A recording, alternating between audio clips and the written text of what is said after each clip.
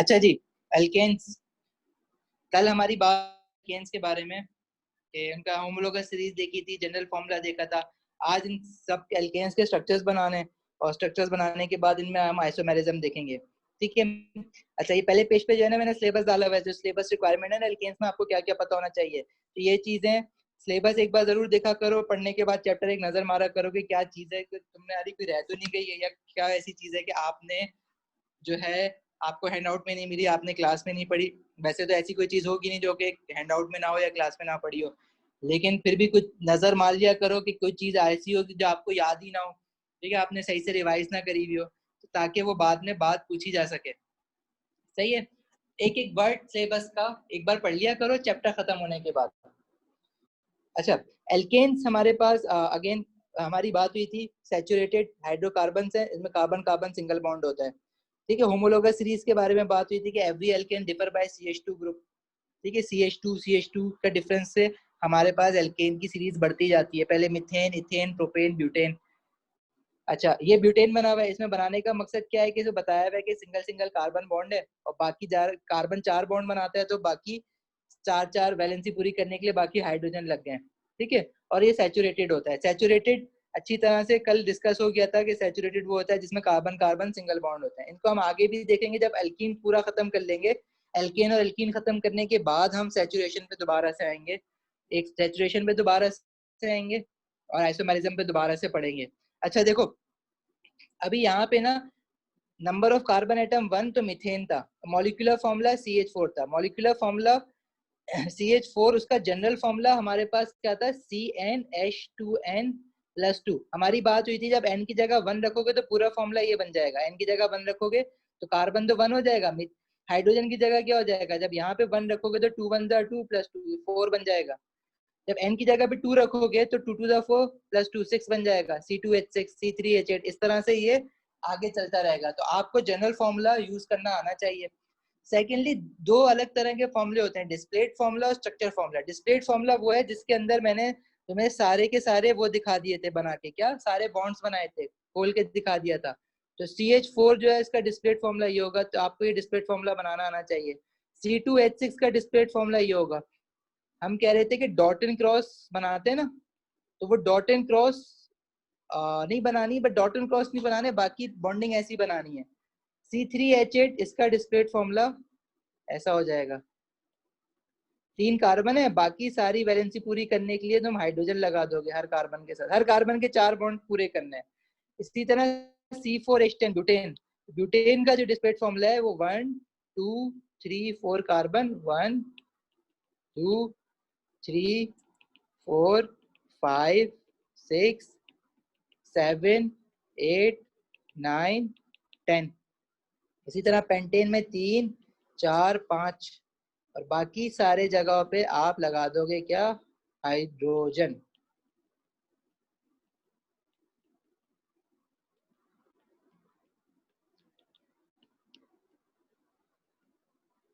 ठीक हो गया, तो ये आपके पास पेंटेन बन गया। अच्छा, स्ट्रक्चर फॉर्मूला क्या होता है, देखो डिस्प्लेड फॉर्मूला वो होता है जिसमें आप सारे के सारे बॉन्ड्स दिखाते हो। ठीक है, डिस्प्लेड फॉर्मूला में आप सारे बॉन्ड्स दिखाते हो। In displayed formula all bonds are shown.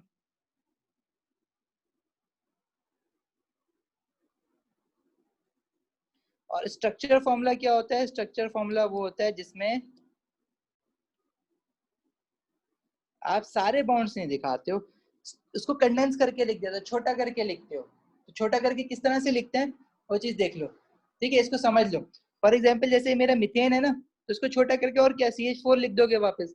तो ये मैं उल्टा स्टार्ट कर रहा हूँ, पेंटेन से स्टार्ट कर रहा हूँ। एक देखो किस तरह से लिखेंगे, हम सारे बॉन्ड नहीं दिखाएंगे, सिर्फ कार्बन कार्बन बॉन्ड दिखाएंगे इसमें। जैसे कार्बन है ना, ये वाला पहला वाला कार्बन, इसके साथ कितने हाइड्रोजन है, 3 हाइड्रोजन है, तो मैं इसको CH3 ऐसे लिख दूंगा, और ये वाला बॉन्ड दिखा दूंगा C1। फिर इस कार्बन के साथ 2 हाइड्रोजन है, तो मैंने CH2 ऐसे लिख दिया, और फिर इस कार्बन का एक बॉन्ड दिखा दिया। इस कार्बन के साथ भी 2 हाइड्रोजन है, तो मैंने CH2 लिख दिया। फिर नेक्स्ट वाला कार्बन जो है उसके साथ भी 2 हाइड्रोजन है, तो मैंने CH2 इसके साथ भी लिख दिया। सही है, बात समझ रहे हो। अच्छा, फिर आखिरी वाला कार्बन के साथ अगेन 3 हाइड्रोजन है तो मैंने CH3 ऐसे लिख दिया। ये मेरा स्ट्रक्चर फॉर्मूला है। अगर मैं सारे कार्बन और सारे हाइड्रोजन जमा करके साथ लिख देता तो वो बन जाता है C5H12। ये मॉलिक्यूलर फॉर्मूला है, ठीक है। ये डिस्प्लेड फॉर्मूला है दूसरा वाला, और तीसरा वाला स्ट्रक्चर फॉर्मूला है। तो फर्क समझना, मॉलिक्यूलर, डिस्प्लेड और स्ट्रक्चर फॉर्मूला। इसके अलावा भी एक और फॉर्मूला होता है, इनफैक्ट दो होते हैं, एक एम्पेरिकल होता है और एक स्केलेटल होता है, ठीक है। वो हमारे पास स्केलेटल फॉर्मूला कहीं बना हुआ तो आ सकता है क्वेश्चन में, तो वो पास्ट पेपर से मैं तुम्हें समझा दूंगा।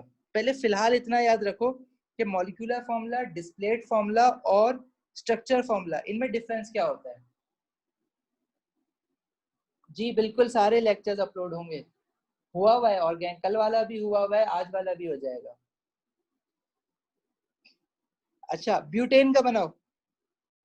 ब्यूटेन का देखते हैं, ब्यूटेन का क्या बनेगा। ब्यूटेन में हमारे पास पहला कार्बन जो है उसके साथ 3 हाइड्रोजन है तो CH3, फिर C, उसके साथ 2 हाइड्रोजन है, तीसरा वाला कार्बन जो है उसके साथ भी 2 हाइड्रोजन है, और जो आखिरी वाला कार्बन है उसके साथ 3 हाइड्रोजन है। This is butane. How about propane, CH3, CH2, CH3, ठीक हो गया। इथेन की बात करो तो इथेन में क्या हो जाएगा, CH3 देन CH3। और मिथेन में बस ये ऐसी रहेगा, जो उसका मॉलिक्यूलर फॉर्मूला है ना, क्योंकि और भी कार्बन तो है नहीं, तो स्ट्रक्चर फॉर्मूला भी मॉलिक्यूलर फॉर्मूला जैसा रहेगा। तो इसको अपने पास कॉपी कर लेना, और इस तरह से आपको लिखना और बनाना आना चाहिए पेंटेन तक, ठीक है, मिथेन से पेंटेन तक। अच्छा, एक सुन लो, स्केलेटल फॉर्मूला क्या होता है।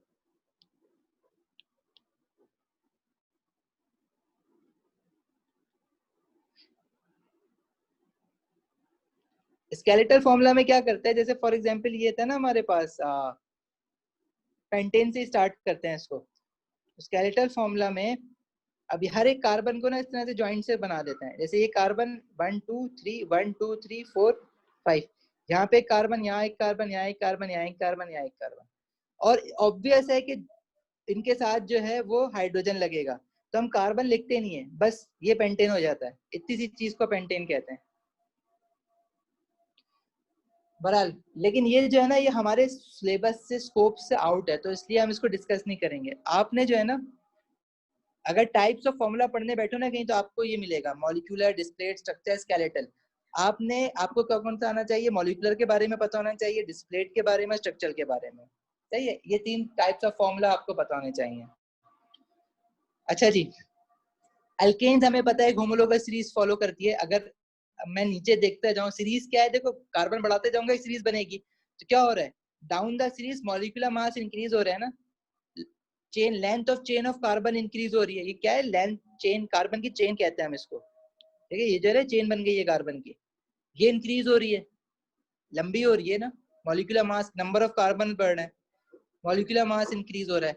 जितना ज्यादा इनका मॉलिक्यूलर मास इंक्रीज होता है, जितना ज्यादा लंबी चेन होगी, उतना ज्यादा हैवी होता जाता है अल्केन मॉलिक्यूल, उतना ज्यादा बॉइलिंग पॉइंट और मेल्टिंग पॉइंट बढ़ता जाता है उनका। तो ये कुछ पॉइंट्स हैं, फिजिकल प्रॉपर्टीज ऑफ अल्केन, जो आपको याद करनी है। Melting point and boiling point increases as the bond become larger and heavier, which increases the force of attraction between the molecules. So more energy is needed to separate with the increase in strength of attraction. आपने सिर्फ इतना याद रख लेना है कि melting point and boiling point increases down the series, ठीक है। Why, because molecules become heavier, that's it. इतना याद कर लो, पूरी चीज अगर याद नहीं हो रही है तो। दूसरी बात, alkanes are insoluble in water but soluble in organic solvents.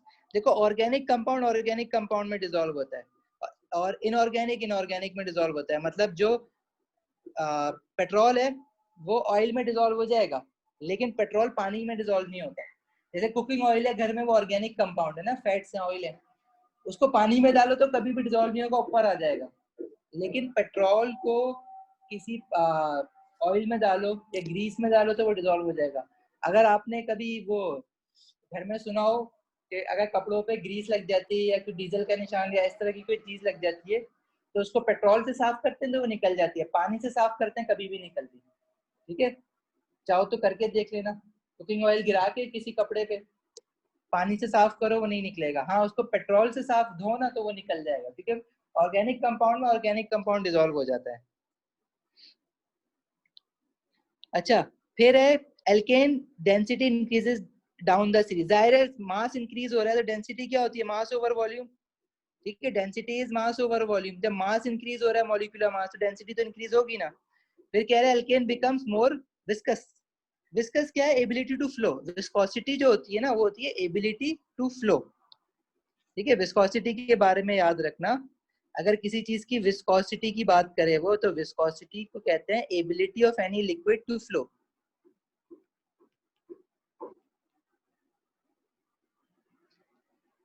ठीक है, जैसे फॉर एग्जांपल हमारे पास दो लिक्विड है, एक वाटर है, पानी है, एक शहद है। शहद तुम्हें पता है ना कि वो मुश्किल से बहता है, गाढ़ा होता है, तो वो मोर विस्कस है। और जो पानी है वो लेस विस्कस है, आराम से बहता है। ठीक है, जैसे जैसे डाउन द सीरीज जाओगे तो एल्केन जो है वो हैवियर होता जा रहा है, गाढ़ा होता जा रहा है, मोर विस्कस होता जा रहा है, मतलब लेस इजिली फ्लो होगा। अगर मैं बात करूं प्रोपेन की, तो प्रोपेन जो है, प्रोपेन गैस जो है वो इजिली फ्लो हो सकती है। पेंटेन गैस जो है वो टाइम लेगी। ये बात हम लोगों ने काइनेटिक पार्टिकल थ्योरी में भी देखी थी ना, अमोनिया की और HCl की। HCl जो है हैवियर गैस थी, वो स्लो स्लो फ्लो हो रही थी। अमोनिया जो है वो ज्यादा जल्दी फ्लो हो रही थी। अच्छा, फिर है alkane becomes less flammable down the series. मतलब अगर कोई भारी हैवियर एल्केन होगा, जैसे मीथेन है, तो CH4 यूज होती है हमारी कुकिंग गैस। घरों में जो नेचुरल गैस आती है, this is methane, natural gas है हमारी। अच्छा, जैसे जैसे नीचे जाओगे, अगर ब्यूटेन को भी असल LPG कहते हैं, लिक्विफाइड पेट्रोलियम गैस, जो LPG के स्टैंडर्ड होते हैं ना, कच्ची गैस जिसको हम लोग अपनी जबान में कहते हैं, लेकिन वो जो जलती है वो मुश्किल से जलती है। इसी तरह पेट्रोल जो है, पेट्रोल पहले आता है, एल्केन पहला फ्रैक्शन है। और जैसे जैसे नीचे जाओगे सीरीज में तो पेट्रोल आएगा। पेट्रोल की कल बात हुई थी ना, ऑक्टेन होता है, मतलब अगर कार्बन नंबर आप 8 कर दोगे तो ऑक्टेन होता है, और अगर 11 कर दोगे तो डीजल बन जाता है। तो डीजल जो होता है वो ज्यादा हेवियर होता है। डीजल में अगर आप क्या कहते हैं, पेट्रोल पे माचिस जला के अगर पेट्रोल की तरफ फेंको तो पेट्रोल आग पकड़ लेता है। डीजल की तरफ फेंको ना तो डीजल आग नहीं पकड़ता। ठीक है, उसको पे बहुत ज्यादा हाई टेम्परेचर पे स्पार्क देना पड़ता है, जब वो जाके आग पकड़ता है। तो down the series alkane become less flammable. ठीक है, और down the series alkane become unreactive, less reactive होते जाते हैं। ऊपर जो होते हैं वो ज्यादा रिएक्टिव होते हैं, डाउन द सीरीज अनरिएक्टिव होते जाते हैं। जैसे गैस है, नेचुरल गैस, फौरन आग पकड़ती है। आग भर गई है तो कहीं से भी चिंगारी मिलेगी और वो फट जाएगा पूरा रूम। ठीक है, फौरन आग पकड़ लेगी। लेकिन पेट्रोल इतनी जल्दी नहीं, कि दूर रखा हुआ है पेट्रोल, आपने आग जलाई, क्योंकि क्योंकि हैवियर है ना, वो मूव नहीं कर रहा अपनी जगह से ज्यादा। बहरहाल ये पॉइंट जो है ना वो याद होने चाहिए तुम लोगों को, कहीं ना कहीं MCQ में आ ही जाता है एकदम आपका। अच्छा, इसके नोट्स मैं रखवा दूंगा मुर्तुजा भी, ये सारे एक साथ में रखवा दूंगा इस वीक में, पुराने भी कुछ रह गए। हाँ, more viscous liquid as a high density कह सकते हो दूसरे वर्ड्स में। अच्छा देखो, असल काम जो है ना इसमें आइसोमेरिज्म सीखना है। वो तो ऊपर रट्टे वाला काम था, वो तो कर ही लोगे। आइसोमेरिज्म सीखना है। आइसोमेरिज्म क्या होता है? देखो, हम लोगों ने पेंटेन तक स्ट्रक्चर्स देखे। अब आइसोमेरिज्म क्या है? Organic compounds having the same molecular formula but different structure formula are known as isomers of each other, and this property is known as isomerism. ठीक है, ये जरा समझना, ये मुश्किल काम है। अब मेरे पास ब्यूटेन है, जैसे ब्यूटेन का मॉलिक्यूलर फॉर्मूला है C4H12। इस जनरल फॉर्मूला से मैं बना लेता हूँ CnH2n+2।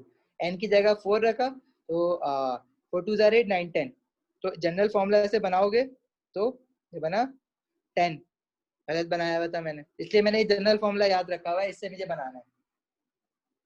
अच्छा, ब्यूटेन का जो मैंने स्ट्रक्चर बनाना है वो कैसा बनाना है? 1 2 3 4। और हाइड्रोजन कितने हैं इसमें? 1 2 3 4 6 7 8 9 10। अच्छा, ब्यूटेन का स्ट्रक्चर जो है ना मैं एक और तरीके से बना सकता हूँ। देखो, बनना कैसे स्ट्रक्चर के, कार्बन ने 4 बॉन्ड बनाने हैं हर हाल में, और हर हाइड्रोजन ने 1 बॉन्ड बनाना है। कार्बन टोटल इसमें 4 होने चाहिए और हाइड्रोजन इसमें टोटल 10 होने चाहिए। अब फॉर एग्जांपल ये मुर्तजा कहता है कि नहीं मैं स्ट्रक्चर ऐसे नहीं बना रहा, मैंने आपने ये रिक्वायरमेंट पूरी करनी है ना कि कार्बन के 4 बॉन्ड, हाइड्रोजन का 1 बॉन्ड, और हाइड्रोजन 10 लगाना है, कार्बन 4 लगाना है, तो मैं इस तरह भी तो बना सकता हूँ, कार्बन 1 2 3 और एक कार्बन के नीचे मैं कार्बन लगा दूं, जरूरी है ऐसी लॉन्ग चेन बनाऊं, और फिर हाइड्रोजन में ऐसे लगा दूं। देखो हाइड्रोजन कितने हो गए, कार्बन 4 हो गए, हर कार्बन के 4 बॉन्ड बनाओ, तो लेफ्ट वाला कार्बन जो है इसके 1 2 3 4 4 बॉन्ड हो गए, नीचे वाला कार्बन जो है इसके भी 3 बॉन्ड और बनाओ, 4 बॉन्ड हो गए। ये जो बीच वाला कार्बन है इसके 3 बॉन्ड देखो ऑलरेडी बने हुए हैं, एक लेफ्ट पे एक राइट पे एक नीचे, तो ऊपर एक हाइड्रोजन लगा दो, और जो राइट वाला कार्बन है इसका सिर्फ 1 बॉन्ड बना हुआ है तो उसके ऊपर 3 लगा दो। अब जरा हाइड्रोजन गिनो कितने हो गए, हाइड्रोजन हमारे पास 1 2 3 4 5 6 7 8 9 10, सही है, 10 हाइड्रोजन, और कार्बन कितने हैं, कार्बन 4 है, 1 1 2 3 4, तो फॉर्मूला तो वही बना ना, C4H10। तो आप बोलोगे ये भी ब्यूटेन है ये भी ब्यूटेन है, इनमें फर्क क्या है, इनमें फर्क ये है कि इनका मॉलिक्यूलर फॉर्मूला तो सेम है, सेम मॉलिक्यूलर फॉर्मूला, लेकिन इनका जो स्ट्रक्चरल फॉर्मूला है ना वो डिफरेंट है। स्ट्रक्चर या डिस्प्लेड फॉर्मूला कह सकते हो, मतलब अगर मैं इसका ये डिस्प्लेड फॉर्मूला बनाया ना मैंने, लेकिन अगर इनके मैं स्ट्रक्चर फॉर्मूला लिखने जाऊंगा तो वो कैसे लिखूंगा मैं, देखो इनके स्ट्रक्चर फॉर्मूला ऐसे लिखेंगे कि ये कार्बन है, ये पहला कार्बन उसके साथ 3 हाइड्रोजन, फिर दूसरा कार्बन उसके साथ 2 हाइड्रोजन, फिर दूसरा तीसरा कार्बन उसके साथ 2 हाइड्रोजन, फिर चौथा कार्बन उसके साथ 3, ये इसका स्ट्रक्चर फॉर्मूला है ब्यूटेन का। अच्छा ये वाला इसका स्ट्रक्चर फॉर्मूला कैसे बनाओगे, एक कार्बन इसके साथ 3 हाइड्रोजन, ये पहला कार्बन है, दूसरा कार्बन दूसरे कार्बन के साथ सिर्फ और सिर्फ एक हाइड्रोजन है, लेकिन उसके साथ जो है वो एक कार्बन भी तो है ना नीचे, तो आप नीचे ऐसे कार्बन लगा दोगे और उस कार्बन के साथ अपने 3 हाइड्रोजन है, 1 2 3। इसी तरह जो राइट वाला कार्बन है ये इसके साथ लगा हुआ है, इसके 3 है। तो अगर गौर से देखो तो हमारे पास स्ट्रक्चर इसका डिफरेंट हो गया है। टेट्रिस खेलते थे ना बचपन में, ये देखो ये स्ट्रक्चर ऐसे बन रहा है और ये वाला स्ट्रक्चर ऐसे बन रहा है, लेकिन मॉलिक्यूलर फॉर्मूला सेम है, सेम मॉलिक्यूलर फॉर्मूला है बट डिफरेंट स्ट्रक्चर फॉर्मूला है इनके।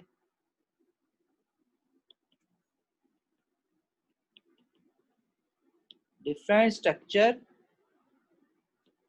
फॉर्मूला है। तो जो ऐसे कंपाउंड होते हैं ना जिनका सेम मॉलिक्यूलर फॉर्मूला होता है बट डिफरेंट स्ट्रक्चर फॉर्मूला होता है, ऑर्गेनिक कंपाउंड, ऐसे ऑर्गेनिक कंपाउंड जिनका सेम मॉलिक्यूलर फॉर्मूला और डिफरेंट स्ट्रक्चर फॉर्मूला होता है, ठीक है, these organic compounds are known as isomers of each other, ठीक है, दीज ऑर्गेनिक कंपाउंड्स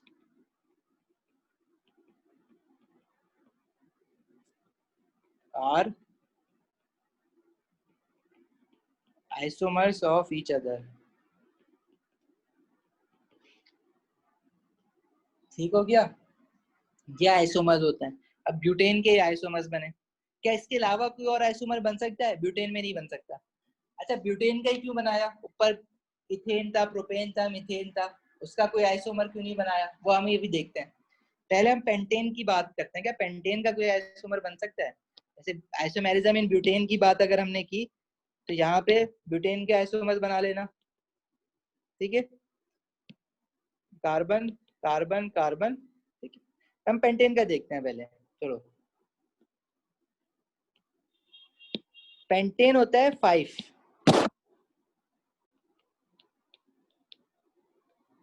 ठीक है, इसका मॉलिक्यूलर फॉर्मूला होता है C5, और जनरल फॉर्मूला हमें पता है एल्केन का 2n+2। मुझे कैसे पता है एल्केन है, क्योंकि एन लगा हुआ है ना इसके साथ पेंटेन, तो C5 और 2 5 10 11 12 पेंटेन। अच्छा इसका स्ट्रक्चर फॉर्मूला या डिस्प्लेट फॉर्मूला बना के देखें तो पेंटेन का कैसा बनेगा, 5 कार्बन 1 2 3 4 5, अच्छा और हाइड्रोजन लगाओ 1 2 3 4 5 6 7 8 9 11 12, दिस इज पेंटेन। अच्छा अब आप इसका डिफरेंट स्ट्रक्चर भी बना सकते हो, आप बोलोगे नहीं ये कार्बन जो लगे हुए हैं मैं यूं बनाऊं 1 2 3 4 यूं लगाए, 5वां तुमने यहाँ लगा दिया, और हाइड्रोजन जब लगाए तो हाइड्रोजन जो है वो पूरे पूरे लग जाएंगे एक दूसरे पे।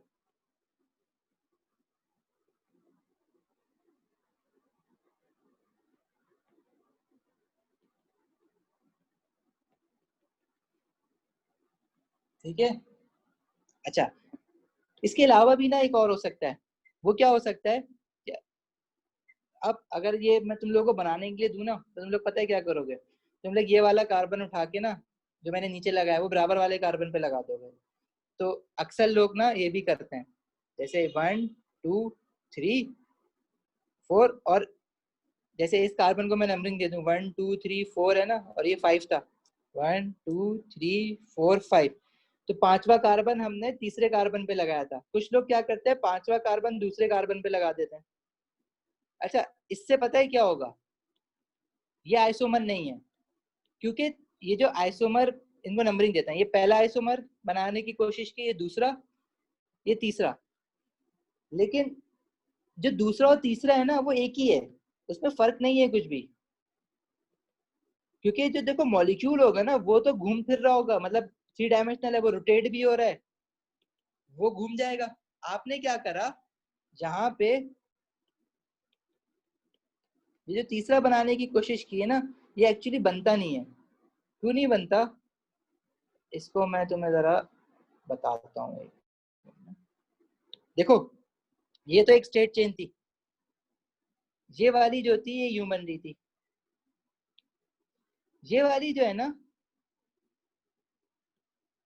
ये ह्यूमन रही है।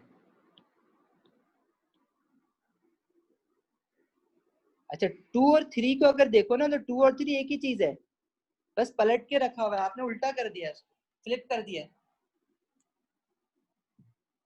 मुर्तजा उसकी बात करते हैं। तो जैसे बचपन में टेट्रिस खेलते थे ना, ये बिल्कुल वैसा ही है। मतलब ये वाले जो चीज है ना, इसको आपने रोटेट कर दिया है, इन शॉर्ट, और कुछ नहीं किया। इसको रोटेट करोगे तो 2 जो है ना, वो 3 बन जाएगा। ठीक है, इसको हम रोटेट करके देख भी सकते हैं वैसे, वो फुली, अभी तो छोड़ो। अच्छा अच्छा, अब मुर्तजा जैसे ही कह रहा है ना, मुर्तजा कह रहा है कि क्या हम एक कार्बन और ऊपर लगा दें। अच्छा, 2 और 3 में से कोई एक आइसोमर काउंट करोगे, या तो 2 काउंट कर लिया तो 3 हटा देना। सही है। तो ये इनमें से कोई एक ही आइसोमर काउंट होगा, क्योंकि वो एक ही चीज है, वो सिर्फ फ्लिप करके रखी हुई है आपने।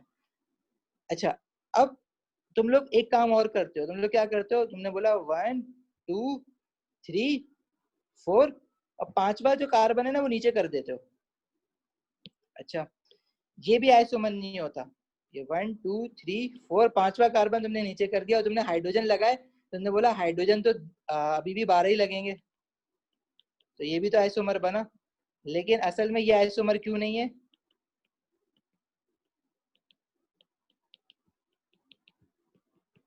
देखो, ये आइसोमर इसलिए नहीं होता कि हमेशा याद रखना कि अगर एंड पे कोई कार्बन होगा ना, तो ये तुमने कुछ आइसोमर नहीं बनाया, ये तुमने बस वो वापस वैसे ही हो जाएगा। इसको अगर ये देखो ना, ये चीज, अब इस चीज को घुमा के वापस ऊपर लाओगे तो स्टेट चेंज हो जाएगी। तो ये कार्बन कार्बन एक दूसरे के अबाउट घूम सकते हैं, एंड वाले, मतलब हाइड्रोजन हटेगा वापस कार्बन, मतलब वो कुछ भी नहीं है, स्टेट चेंज सीधी हो जाएगी बिल्कुल। लेकिन ये जो 2 और 3 है ना, जैसे 2 है, 2 पे कार्बन या तो ऊपर जा सकता है या नीचे जा सकता है, और कहीं नहीं जा रहा होगा। तो जो कॉर्नर्स के कार्बन है ना, वो तुम मोड़ के आगे पीछे करके ये नहीं कहोगे कि वो आइसोमर बना है। अच्छा, तो ये वाला जो इसको जो 4 है, ये 4 भी बेसिकली हमारा आइसोमर नहीं होगा, ये तो है ही नहीं है, क्योंकि 4 और 1 जो है ना, वो एक ही चीज है। ठीक है, वो घूम जाएगा। इसी तरह अगर मैं एक और ये कोशिश करूँ ना, कि मेरे पास ये कार्बन है 1 2 3 4, और ये कार्बन मैं यहाँ लगा दूं,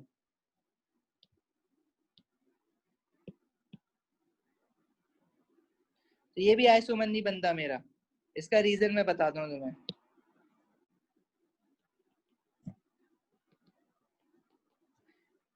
अब ये मैं हाइड्रोजन लिख नहीं रहा, मैं डंडियां बना रहा हूँ, तो तुम समझ जाना इसके साथ हाइड्रोजन है।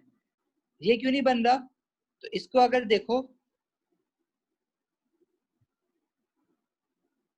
तो ये जो चीज है ना, इसको नंबरिंग हम कर रहे हैं 5। तो 5 और 2, ये दोनों एक ही चीज है। 2 को अगर मैं उल्टा करके रख दूं ना, तो 5 बन जाएगा। तो ये सेम स्ट्रक्चर, तो स्ट्रक्चर ही ये सेम ही रहा ना, 2 और 5 में कोई चेंज ही नहीं आया। देखो, हमें डिफरेंट स्ट्रक्चर बनाना है, आइसोमेर की डेफिनेशन क्या है? Same molecular formula. Molecular formula तो सबके सेम है, उस पर तो कोई बहस ही नहीं कर रहा मैं। लेकिन अगर आप कह रहे हो 2 और 5 जो है उसके स्ट्रक्चर फॉर्मूला डिफरेंट है, तो स्ट्रक्चर डिफरेंट नहीं है ना उसके। 2 जो है अभी उल्टा पड़ा हुआ था, जब उसको किसी चीज में डाला वो सीधा हो गया। मॉलिक्यूल है ना, रोटेट तो कर सकते हैं, रोटेशन तो नहीं रुक रही उनकी, घूम रहे हैं फिर रहे हैं, इधर उधर रोटेट कर रहे हैं, टक्कर खा रहे हैं, उल्टे हो जाते हैं। तो 2 अगर उल्टा होगा तो 5 बन जाएगा। तो ये स्ट्रक्चर फॉर्मूला डिफरेंट नहीं हुआ है हरगिज, ठीक है। 2 और 5 एक ही चीज है। इसी तरह 2, 3 और 5 तीनों एक ही चीज है। तो इनमें से कोई एक आइसोमर लोगे, या तो 2 सिलेक्ट करोगे या 3 या 5, तो ये तीनों मिला के कोई एक ही आइसोमर है, ये अलग अलग आइसोमर्स नहीं कहोगे इसको। इसी तरह 1 और 4 भी एक ही आइसोमर है। तो इस वक्त अभी तक हमने कितने आइसोमर बनाए पेंटेन के? एक अगर 1 ले रहे हो तो एक 2 ले लो, बस 2 ही आइसोमर अभी तक हमने बनाए। समझ आई है यहाँ तक बात?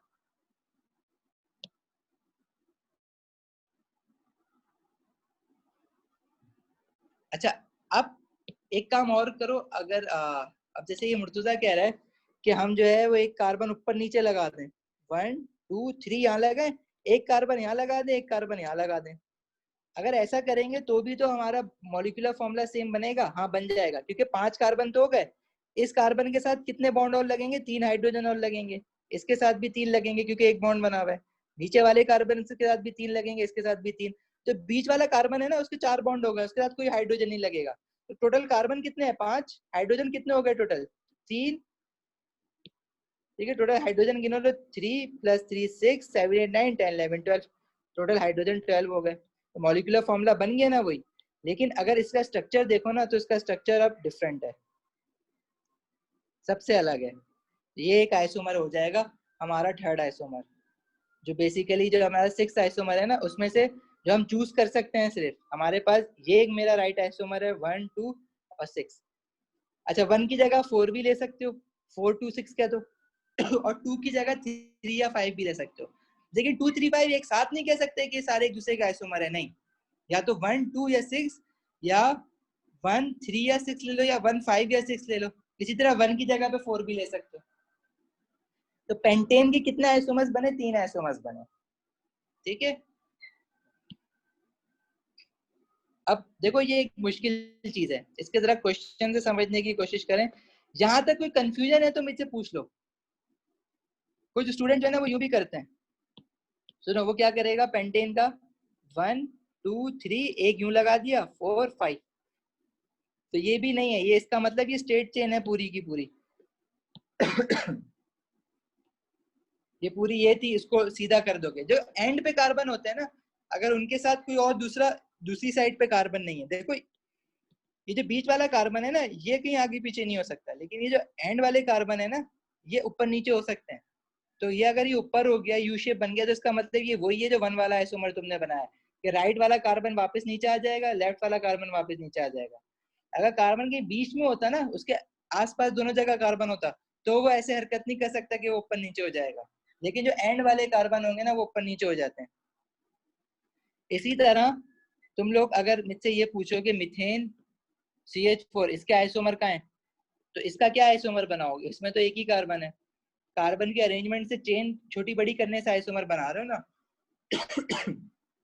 कोई आइसोमर नहीं बनेगा इसका। इसी तरह इथेन C2H6 इसका भी कोई आइसोमर पॉसिबल ही नहीं है। कौन सा कार्बन कहाँ लगाओगे? एक ही बात है ना। इसी तरह प्रोपेन C3H8 इसमें आप कह रहे हो कि मेरे पास 3 कार्बन है और बाकी हाइड्रोजन लगे हुए हैं।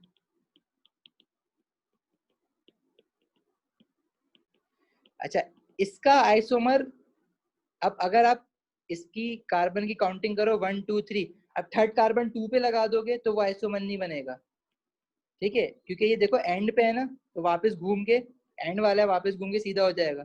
अब 1 वाला 2 पे लगा दो तो भी आइसोमर नहीं बनेगा। तो प्रोपेन का भी कोई आइसोमर नहीं बनेगा। आइसोमेरिज्म एल्केन्स में स्टार्ट ही ब्यूटेन से होती है, सही है। Isomerism in alkane starts from butane, ठीक है। ब्यूटेन से पहले पहले आइसोमेरिज्म नहीं होती।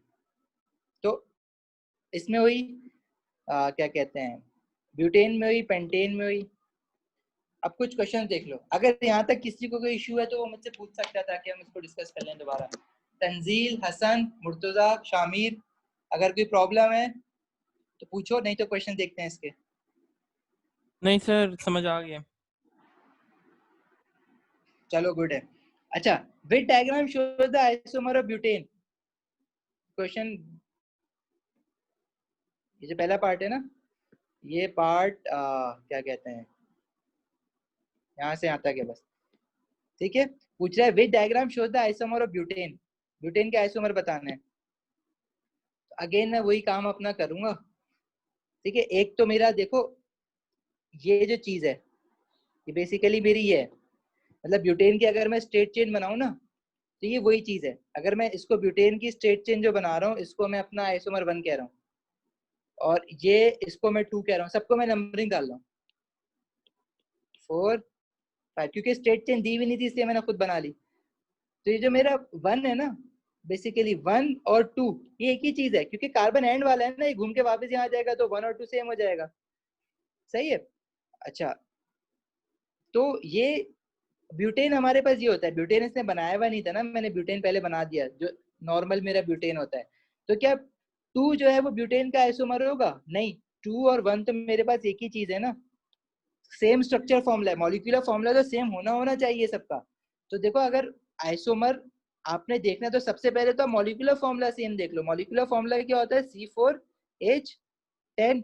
तो अगर किसी के पास ये चीज 4 कार्बन और 10 हाइड्रोजन नहीं, उसको तो आंखें बंद करके हटा देना। सही है, लेकिन यहाँ पे कोई ऐसी चीज है नहीं, सबके पास 4 कार्बन और 10 हाइड्रोजन मुझे दिख रहे हैं, गिन लेना, लेकिन दिख रहे हैं। तो हमें स्ट्रक्चर फॉर्मूला देखने, अब जो 1 2 जो है उसका structure formula straight chain butane जैसा होता है। अच्छा जी, अब अगर बी देखो तो इसमें क्या है, ये यहाँ से स्टार्ट हो रहा है, ये इसमें भी याला कार्बन घुमा के यहाँ लिया, याला कार्बन घुमा के यहाँ लिया, तो 4 भी जो है वो 1 वैसा बन रहा है। इसी तरह जो सी है ना, इसमें ये यूं यूं यूं गया और ये वाला कार्बन घुमा के यहाँ लिया और ये वाला कार्बन घुमा के यहाँ लिया, क्योंकि इनकी एंड पे कुछ भी नहीं है। हाइड्रोजन है, हाइड्रोजन डिस्प्लेस हो जाता है, हाइड्रोजन जगह छोड़ देगा, लेकिन दूसरा कार्बन जगह नहीं छोड़ेगा। तो ये 3 जो है ये भी स्ट्रेट चेन हो जाएगा, मतलब 3 भी जो है वो 1 वाले इक्वल है। लेकिन डी देखो ना, ये, अब आप बोलो कि मैं ये वाला जो कार्बन है इसको नंबर, अगर हम क्या कहते हैं, ये 1 है, ये 2 है, ये 3 है, ये 4 है, 4 कार्बन को तुम घुमा के 3 पे नहीं ला सकते, 4 कार्बन को तुम घुमा के 1 पे नहीं ला सकते, क्योंकि वहां पे ऑलरेडी कार्बन है। तुम उस जगह पे ला सकते हो जहां पे कार्बन ना हो। जैसे सी पार्ट में अगर मैं देखो तो 1 2 3 4 इनको मैंने नंबरिंग दी, तुम पहले कार्बन को घुमा के इधर ला सकते हो सेकंड वाले कार्बन के सामने, क्योंकि वहां पे हाइड्रोजन था। इसी तरह फोर्थ वाले कार्बन को घुमा के थर्ड वाले कार्बन के सामने ला सकते हो, क्योंकि यहाँ भी हाइड्रोजन था।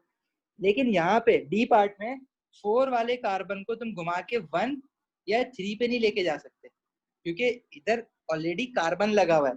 हाँ, तुम उसको घुमा के ऐसे कर सकते हो कि घुमा के ना 2 के सामने लिया, तो ऑलरेडी 2 के सामने था, घुमा के उस साइड पे ले आओगे तो ये उल्टा हो जाएगा यूं करके। तो एक ही चीज है, मतलब घूमा है, ये आइसोमर नहीं बना है। तो बहरहाल ये स्ट्रेट चेन नहीं है।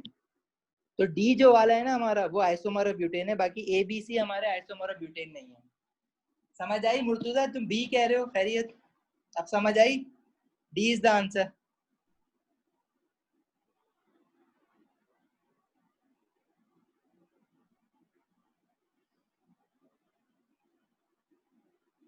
अच्छा, अगर अभी भी कोई प्रॉब्लम है किसी को तो पूछ ले। ये वाला देखो, alkanes are saturated compounds containing the carbon and hydrogen only। सही है। Structures 1 2 and 3 and 4 are saturated hydrocarbon, single bond carbon है। तो which pair of structures are isomers, मतलब इनमें से 4 स्ट्रक्चर्स दिए हुए हैं, चारों स्ट्रक्चर में से 2 जो है वो एक दूसरे के आइसोमर्स हैं।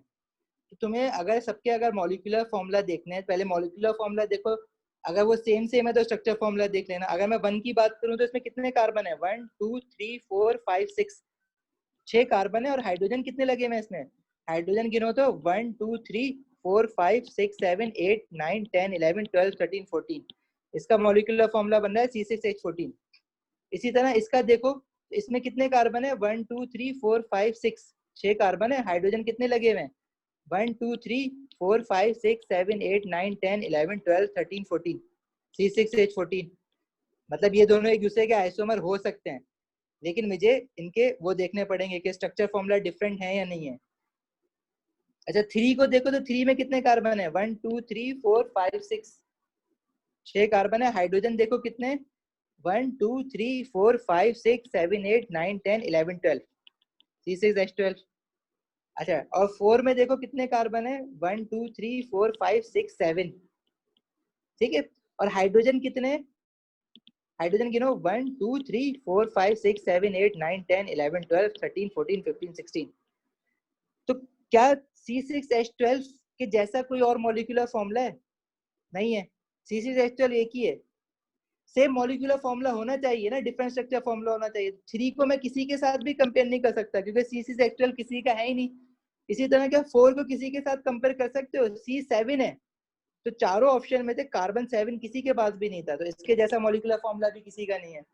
हाँ 1 और 2 का मॉलिक्यूलर फॉर्मूला सेम है, क्या उनके स्ट्रक्चर फॉर्मूला डिफरेंट है या नहीं है? अगर डिफरेंट है तो वो आइसोमर्स होंगे। तो इनके स्ट्रक्चर फॉर्मूला अगर देखो, स्ट्रक्चर फॉर्मूला हम लोग कैसे बनाते हैं, दिस इज देखो ये चीज और ये चीज, और यहाँ पे ये बन रहा है। अच्छा क्या इनके कार्बन को आप घुमा सकते हो इधर उधर? अगर मैं बोलूं कि ये वाला जो कार्बन है, इन कार्बन को नंबरिंग दूं 1 2 3, अब मुझे सिर्फ 1 और 2 में देखना है, 1 2 3 4 4 5 6, और ये क्या है 1 2 3 4 5 6। तो 6 को आप 5 की तरफ घुमा सकते हो क्योंकि वहां पे हाइड्रोजन है, और 1 को आप 2 की तरफ घुमा सकते हो, तो ये एक स्ट्रेट चेन बन जाएगी। लेकिन ये जो 2 वाला है इसमें कार्बन को आप कहीं भी नहीं घुमा सकते, या तो ऊपर या नीचे, तो ये डिफरेंट है, स्ट्रक्चर फॉर्मूला डिफरेंट है। 6 जो 2 वाला मेरा आइसोमर है वो किसी भी तरह घुमा के देख लो वो वापस 1 जैसा नहीं बन सकता, ना 1 वाला जो है वो 2 जैसा बन सकता है, तो स्ट्रक्चर डिफरेंट है, मॉलिक्यूलर फॉर्मूला सेम है, तो 1 and 2 are isomers of each other. ठीक हो गया, इसमें जो ऑप्शन क्या है 1 एंड 2 वाला। ए, समझ आई बात? शामिर, मुर्तजा, तंजील, मोमल, मोमल आप कब आए हो? Yes sir. लेट आए हो क्लास में?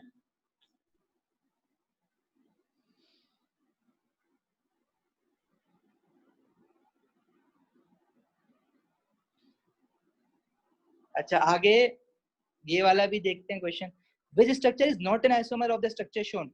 हमें जो इसने मेन स्ट्रक्चर दिया हुआ है ना, वो ये वाला दिया हुआ है ऊपर वाला, पेंटेन दिया हुआ है। अगर ऊपर स्ट्रक्चर देखो ये वाला, ये पेंटेन दिया हुआ है उसने, तो ये कह रहा है इसमें से जो बाकी जो नीचे ऑप्शन दिए हुए हैं इसमें से इनका आइसोमर कौन नहीं है। ठीक है, पेंटेन क्या है, 5 कार्बन और कितने हाइड्रोजन है, गिन लो 3। वैसे फॉर्मूले के हिसाब से तुम्हें पता होता है, लेकिन मैंने कैसे बोला पेंटेन है क्योंकि मैंने फॉर्मूला देख लिया, इसका बना लिया। कार्बन 5 है, हाइड्रोजन कितने, 3 4 5 6 7 8 9 10 11 12, और C5H12 क्या होता है, पेंटेन, क्योंकि जनरल फॉर्मूला किसका बन रहा है, CnH2n+2, मतलब मैंने 2 5 10 +2 करा 12 बना, तो ये पेंटेन है। पेंटेन का पहला इसने ये दिया हुआ है, ये आइसोमर है। अब क्या ये दूसरा पार्ट ए जो है वो पेंटेन का आइसोमर है, तो इसका मॉलिक्यूलर फॉर्मूला सेम होगा, तो हम स्ट्रक्चर फॉर्मूला फिर बाद में देखेंगे। तो इसका मॉलिक्यूलर फॉर्मूला क्या है, C5 और 3 3 6 7 8 9 10 11 12, हाँ C5H12 बन रहा है, तो ये हो सकता है। इसी तरह नीचे वाला बी देखो, C5H12 बन रहा है, ये भी हो सकता है, गिन लेना 3 3 3 3 12 हो जाता है। अच्छा डी देखो, डी जो है, सी देखो पहले, सी भी C5H12 बन रहा है। अच्छा डी देखो तो डी भी जो है वो C5H12 बन रहा है, आप गिनना खुद से। इनमें से आइसोमर कौन सा नहीं है, नॉट एन आइसोमर, ये पूछ रहा है वो। इसकी चेन यू बन रही है, इसकी चेन यू बन रही है, स्ट्रक्चर इसका डिफरेंट आ रहा है, इसका स्ट्रक्चर जो है वो इसमें और मेन वाले स्ट्रक्चर में कोई फर्क नहीं है क्योंकि इस कार्बन को घुमा सकता हूँ मैं, लेकिन यहाँ पे ए में देखो इस कार्बन को, नीचे वाले कार्बन को कहीं नहीं घुमाया जा सकता, ऊपर या नीचे एक ही बात है, लेफ्ट राइट कहीं नहीं जा सकता है। इसी तरह बी वाले में स्ट्रेट चेन कभी नहीं बन सकती, इसी तरह डी वाले में भी जिस कार्बन है ये वाला कार्बन, इसको मैं लेफ्ट राइट कहीं नहीं घुमा सकता, ना मैं यहाँ ले जा सकता हूँ ना मैं यहाँ ले जा सकता हूँ। तो सी जो है और जो मेरा मेन आइसोमर है ब्यूटेन का, जो मेन ब्यूटेन है मेरा, वो दोनों सेम है, तो सी जो है वो आइसोमर नहीं कहलाएगा। बाकी डी बी और ए तीनों आइसोमर हैं, मतलब पेंटेन के यहाँ पे कितना आइसोमर बन रहे हैं, एक तो पेंटेन खुद स्ट्रेट चेन वाला, एक ये, दूसरा ये, तीसरा ये, चौथा ये, ठीक है। अच्छा, ए और डी में, ए और डी में मुझे जो है ना एक क्या कहते हैं, एक कंफ्यूजन है। वो कंफ्यूजन क्या है, ए और डी को अगर पलट के रखो ना तो ये आइसोमर नहीं बनता, मतलब ए और डी जो है वो एक सेम है तो इनको तो मैं एक काउंट करूंगा ना। हाँ, मेन चेन से देखो तो वो डिफरेंट है, लेकिन ए और डी जो है वो एक ही जैसी चीजें हैं, ठीक है। ए और डी में जो है ना आपको देखनी पड़ेगी एक चीज, 1 2 3 4 5 इसमें भी 5 कार्बन है, 1 2 3 4 5 इसमें भी 5 कार्बन है। इसको देखो एक मिनट,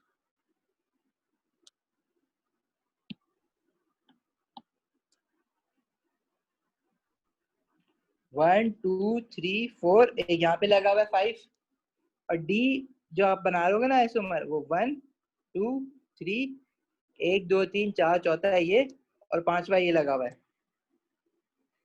अच्छा, इसके अंदर हमारे पास यहाँ पे 3 हाइड्रोजन है, 1 2 3, हम इसको यूं भी लिख सकते हैं, डिस्प्लेट फॉर्मूला अगर मैं बनाऊं पूरा, या डिस्प्लेट फॉर्मूला ना बनाओ, जैसे इसने लिखे हुए वैसे ही लिखो तो काम आसान हो जाता है।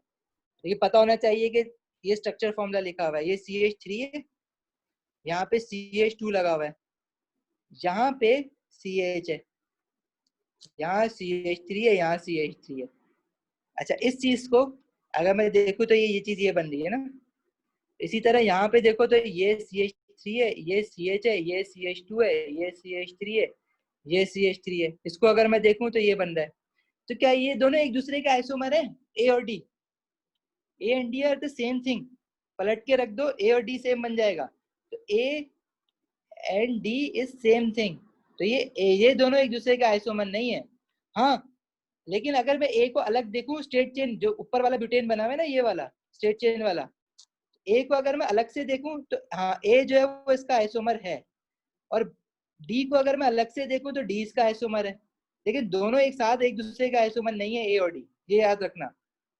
बहरहाल क्वेश्चन मेरा ये कह रहा था कि ए इनमें से आइसोमर कौन सा नहीं है, तो सी आइसोमर नहीं है, तो ए भी इसका आइसोमर है मेन ब्यूटेन का, बी भी आइसोमर है, डी भी आइसोमर है, सी नहीं है, क्योंकि सी की जो है वो स्ट्रेट चेन बन रही है, दोबारा से रोटेट हो सकती है। इसमें एडिशनल बात हमने क्या करी कि ए और बी और डी के आपस में एक दूसरे के आइसोमर्स हैं, तो ए और बी तो एक दूसरे का आइसोमर है, या डी और बी तो एक दूसरे का आइसोमर है, लेकिन ए और डी सेम थिंग है, ए और डी को मैं सेम काउंट करूंगा, सही है। तो हमने थोड़ी देर पहले जो पेंटेन के आइसोमर बनाए थे वो 3 ही बनाए थे, चौथा इसलिए नहीं बनाया था क्योंकि बन नहीं रहा था,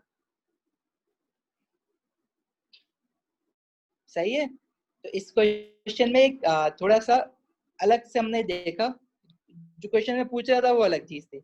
यहाँ तक किसी को कोई problem? Isomerism, isomerism again is थोड़ा सा कॉम्प्लिकेटेड है।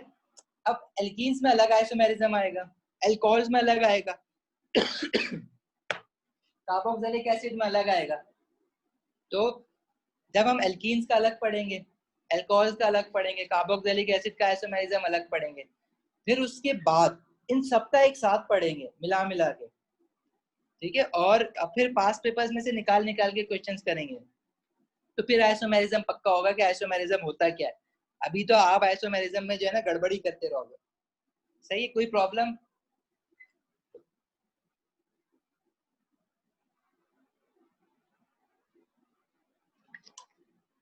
नो प्रॉब्लम, आगे बढ़े। अच्छा, फिर दूसरा टॉपिक है रिएक्शन ऑफ एल्केन्स। एल्केन का रिएक्शंस, देखो रिएक्शन बहुत इंपॉर्टेंट है organic chemistry. Organic chemistry is actually all about reactions. तो रिएक्शन एल्केन के क्या होते हैं? एल्केन हमारे पास सबसे पहला रिएक्शन होता है कंबस्शन। कंबस्शन क्या होता है? जब किसी भी चीज को आप, किसी भी ऑर्गेनिक कंपाउंड को आप ऑक्सीजन के साथ जला देते हो, उसको कहते हैं कंबस्शन रिएक्शन। और प्रोडक्ट क्या प्रोड्यूस होता है? Carbon dioxide and water.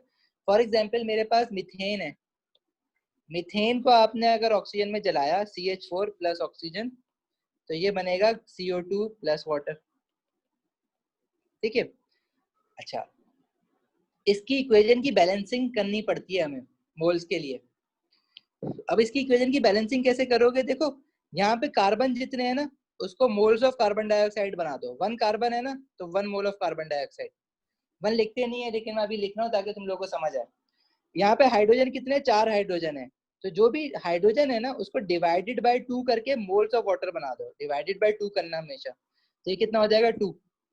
अब राइट साइड पे आप ऑक्सीजन गिन लो, कितने हो गए टोटल। ऑक्सीजन कितने हो गए, 1 2 2 कार्बन डाइऑक्साइड में, और 2 1 2 यहाँ पे वाटर के साथ, तो टोटल ऑक्सीजन कितने हैं, 4। ये यहाँ पे लेफ्ट साइड पे भी 4 ऑक्सीजन बनाना है, तो आप क्या करोगे, 4 डिवाइडेड बाय 2, तो ये क्या हो जाएगा 2। इक्वेशन बैलेंस हो गई। इसी तरह आप सारे जो है ना, जैसे मैं आपको कहूँ कि मुझे प्रोपेन की कंबशन की इक्वेशन बनानी है। प्रोपेन क्या होता है, C3H 2 3 6 7 8 ऑक्सीजन, आपने बोला कार्बन डाइऑक्साइड एंड वाटर। अब बैलेंसिंग जो है ना, इसकी ट्रायल एंड एरर से करने की कोई जरूरत नहीं है। जो नंबर ऑफ कार्बन एटम्स है ना, वो उठा के मोल्स ऑफ कार्बन डाइऑक्साइड बना दो, और जो नंबर ऑफ हाइड्रोजन एटम्स है उसको डिवाइडेड बाय 2 करो और मोल्स ऑफ वाटर बना दो। 8 को डिवाइड बाय 2 करो, क्या आ जाएगा, 4। अच्छा, जब ये काम कर लोगे तो यहाँ से ऑक्सीजन गिनो कितने हो गए, 3 2 6, और यहाँ से कितने हो गए, 4 1 यहाँ पे 1 है ना, यहाँ पे 2 है, ये हो गया 6, और ये 4 1 4, तो टोटल ऑक्सीजन कितने हो गए 10। अब आपको यहाँ पे 10 बनाना है ना, तो 10 डिवाइड बाय 2 लिख दो। ठीक है, 10 डिवाइड बाय 2 5 होता है, तो मैं यहाँ पे 5 लिख दूँ, क्योंकि 2 ऑलरेडी है, 5 2 10, तो ये सब बैलेंस हो जाएगी।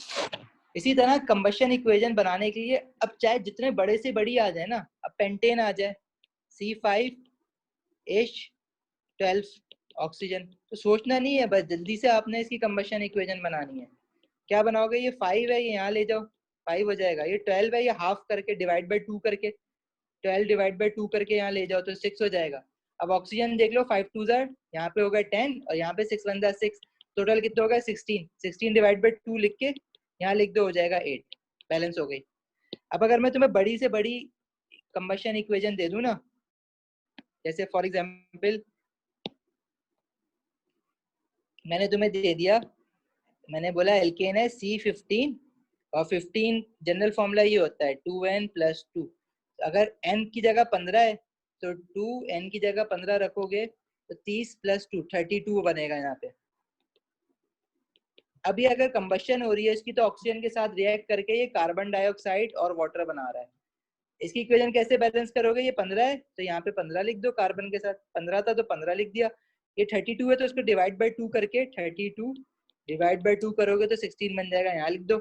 यहाँ से ऑक्सीजन गिन लो कितने हो गए, 15 × 2 कितना हो जाएगा, 15 × 2 इज 30 ऑक्सीजन यहाँ से आ रहे हैं, 16 + 1 16 ऑक्सीजन यहाँ से आ रहे हैं, तो ये टोटल कितने हो जाएंगे 46। 46 को डिवाइडेड बाय 2 करके यहाँ लिख देना, तो 46 डिवाइड बाय 2 कितना हो जाएगा 23। इक्वेशन बैलेंस हो गई। सही है, ये बात समझ आई, ये वाली इक्वेशन बैलेंस हो गई। इसमें अगर इस मेथड में किसी को कोई प्रॉब्लम है तो पूछ लो। बैलेंसिंग कंबशन इक्वेशन इसको कहते हैं, और you should know this method. कोई प्रॉब्लम, मोमल, तंजील, मुर्तजा, शामिर?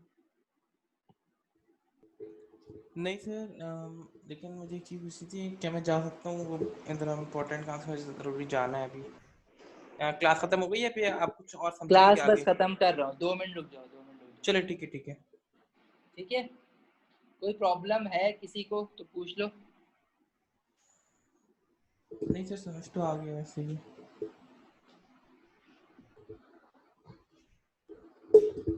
अच्छा, तो ये कंबशन रिएक्शन है, हमेशा कार्बन डाइऑक्साइड और वाटर बनेगा। इन एक होती है कंप्लीट कंबशन थी। कंप्लीट कंबशन क्या है कि हमारे पास एक्सेस ऑफ ऑक्सीजन हो, मतलब सारा का सारा हाइड्रोकार्बन जो है ना वो जला दो।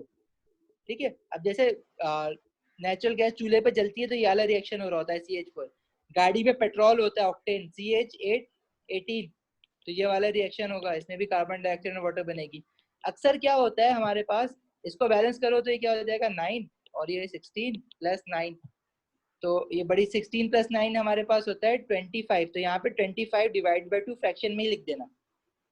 ठीक है, अगर कभी ऐसी सिचुएशन आ जाए ना, या 12.5 लिख देना या फ्रैक्शन में लिख देना, दोनों काम चलेंगे। अच्छा जी, अगर ऑक्सीजन सफिशिएंट ना हो ना, जैसे अभी हम लोग मोल्स में लिमिटिंग और एक्सेस पढ़ रहे थे। अच्छा देखो, अक्टूबर नवंबर वाले जितने भी हो, वो मई जून की क्लास लिया करो। मई जून की क्लास में अलग टॉपिक्स हैं, अक्टूबर नवंबर की क्लास में अलग टॉपिक्स हैं। शायद शामिर आप नहीं थे आज मई जून की क्लास में। यस सर, मुझे जरूरी काम था जरा सा।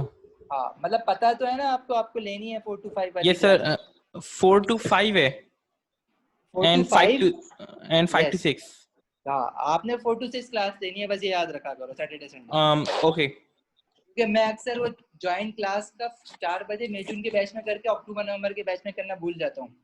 अच्छा सर, ये जूम पे ही होती है वो वाली क्लास भी? हाँ हाँ ऐसे ही होती है। अच्छा सर देखिए ये प्लीज ना। वही जूम मीटिंग है जो चल रही है अभी तक। अच्छा, अरे हाँ सर ये वही प्लीज ना जूम मीटिंग है। वो भेज दिया करें कोड जो है ना, जिसमें मैं हूँ ना।